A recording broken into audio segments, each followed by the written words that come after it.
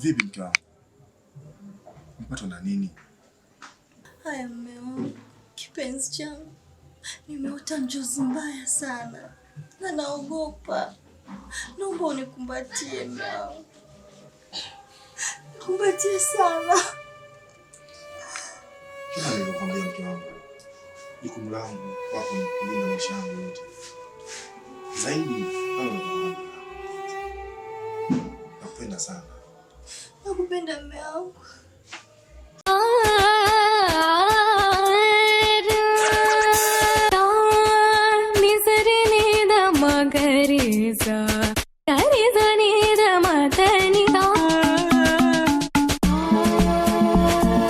Ndugu yangu bwana, mimi nimekuja. Na ujio wangu, yani mtaa wangu umekosa kabisa maendeleo. Na hii yote inatokana na sababu za kishirikina.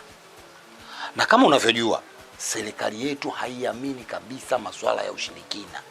Na ndio maana nimekuja kwako. Ni jambo zuri. Na wala haujachelewa kuja hapa. Umekuja wakati sahihi. Kwa sababu hawa wachawi matakwa yao wanataka watule sisi nyama. Na wengine watuingize katika vikundi vyao.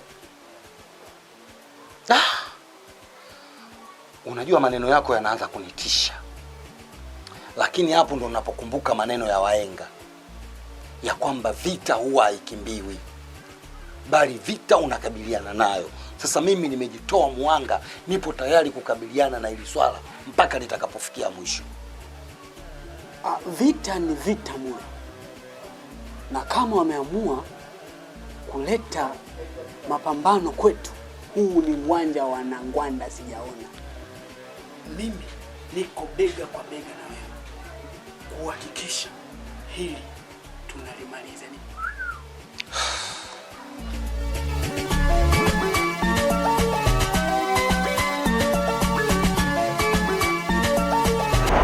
Yaani mama, mimi mwanao sitaki kuamini.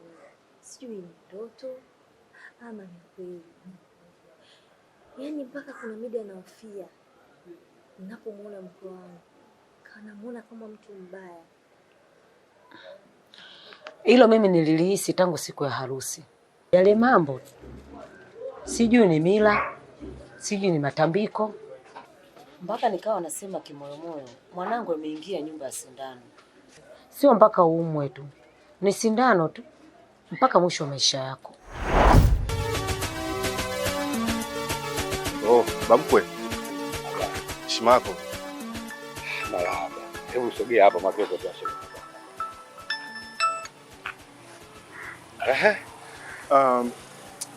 Bamkwe bwana, huu mguu ni wa kwako. Kwa maana hapo unavyoniona nilikuwa naja kwako. Kwa maana mke wangu ameniambia yuko nyumbani. Kwa hiyo ameenda kudeka kidogo kwa mama.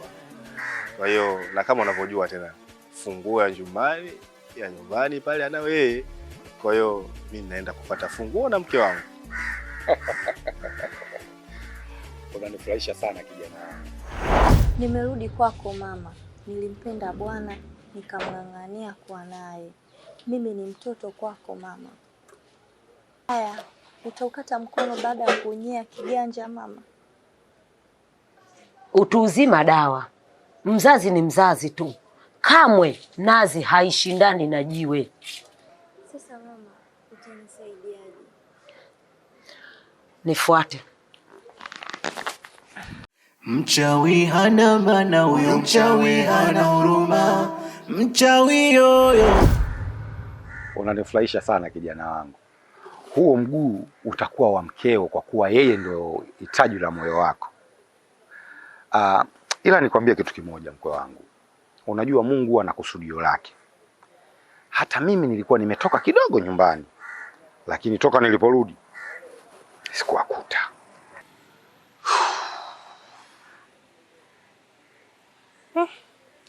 Sasa hapo bamkwe, sina budi zaidi ya kuchagua katika haya mawili. Ima nikae sehemu kuwasubiri au la niende nyumbani nikawasubirie. Wewe ni kijana wangu. Wewe mkwe wangu. Hauwezi ukapata shida wakati mimi mkweo nipo. twende tukawasubiri. Mganga, mimi nimekuja na matatizo kuhusu binti yangu. Hebu ngoja kwanza. Mbona umekuja mwenyewe? Na huyo mwanao yuko wapi? Ni kweli nilikuwa nakuja naye, ila kwa bahati mbaya amepata dharura, kwa hiyo amerudi nyuma. Na kilichonileta mimi kuhusu yeye, maana katika ndoa yake ana changamoto na sielewi ile tatizo linatokana na nini. Okay. Kwanza nikupe pole kwa sababu unayopitia ni mazito sana. Na nimeangalia katika modula yangu Congratulations for my head kwenye kichwa. Nimegundua vitu vingi sana. Hasa huyo mama mkwe wa mwanao. Yaani namaanisha yule mama mkwe ni mchawi. Yaani gwiji la machawi. Kwa hiyo namaanisha yule mama mkwe anamtumia mwanao, anamloga ili apate ujauzito. Na akishapata ujauzito anautumia katika uchawi wake. Sasa sijajua lengo lake ni yule mtoto wa tumboni ama ni vipi, lakini lengo lao sio zuri kabisa. Mungu wewe jamani.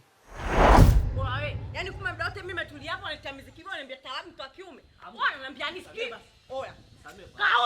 Kausha mwanangu, kausha. Muda wote mimi nimekaa hapa nitolea pasopa nini naona ananiambia taarabu anatongoza. Oya sikia, mimi pande mbili. Mimi 47, 45 wote wadogo zangu. Oya sikia. Jifokoe. Jifokoe mwanangu, jifokoe. Sawa. Wete. Kausha. Sinitolee taarabu mimi hapa mtoto wake. Unatembea na kiswaswadu? Simu remote. Simu yangu hiyo. Ifokoe. Oya kausha mwanangu kabla sijakukanda hapa. Unatembea na 700? Mtoto wake.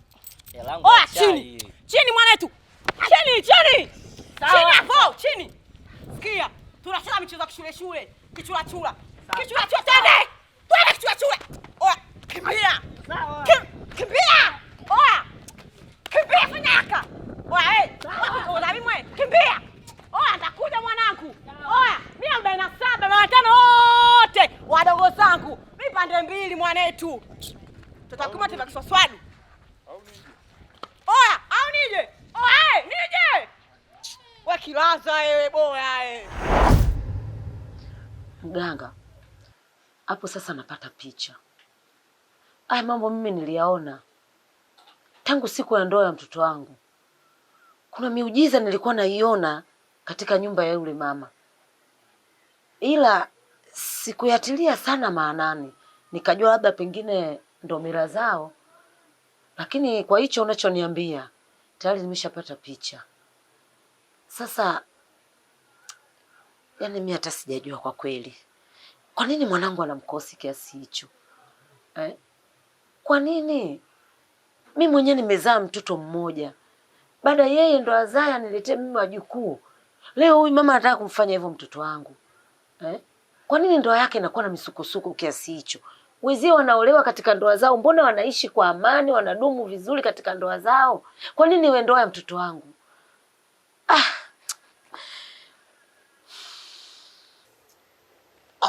Sasa we mama, umekuja hapa unanichamba au umekuja ili upate msaada?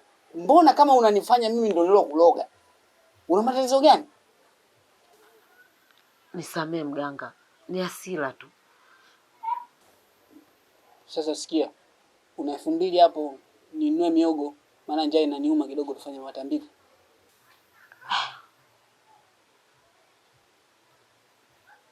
Sawa, 2000 nitakupa, lakini kwanza nataka nijue unanisaidiaje. Nitakupatia dawa. Nitashukuru sana. Mchawi hana maana huyo, mchawi hana huruma, mchawi yoyo anarudishaga nyuma.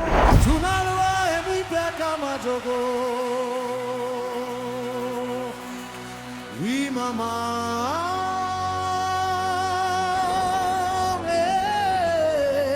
majogo.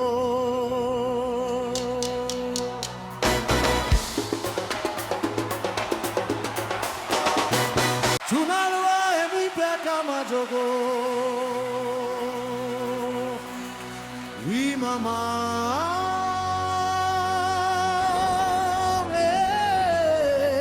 majogo.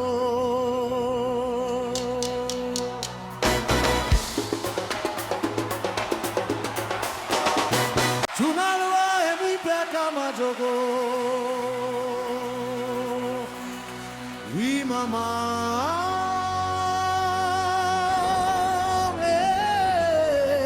majogo.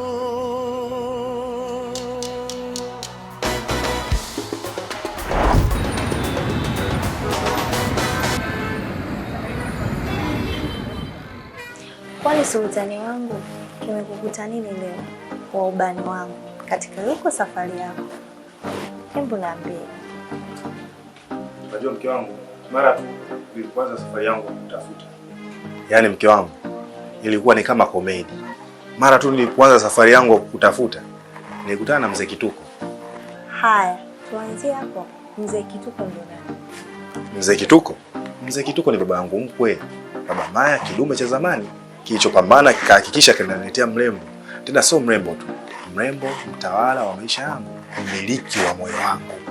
Mwita babangu Mzee Kituko uliniuzi, ila kwa maneno yako matamu ulioniambia kesi yako imeisha. Mflavu, mtawala halali wa maisha yangu pia. Wewe ni jukumu langu. Na pia siku yangu kusema kweli ilikuwa na furaha tele. Kama unavyomjua baba yako tena. Yaani mara tu baada ya kutoka na babangu mkwe, yaani ilikuwa ni kuzishiria tumbavu zangu, maana unamjua tena babako. We. Kama namuona hakitaka laki hanaga bana. Na alivyo kauzu mkavu. Hiyo ni picha kamili na ambayo hainaga simulizi. Ni kweli. Unajua nilitamani hata kuchelewa ili nizidi kuondomoa. Kwa sababu nitakuondomoa ule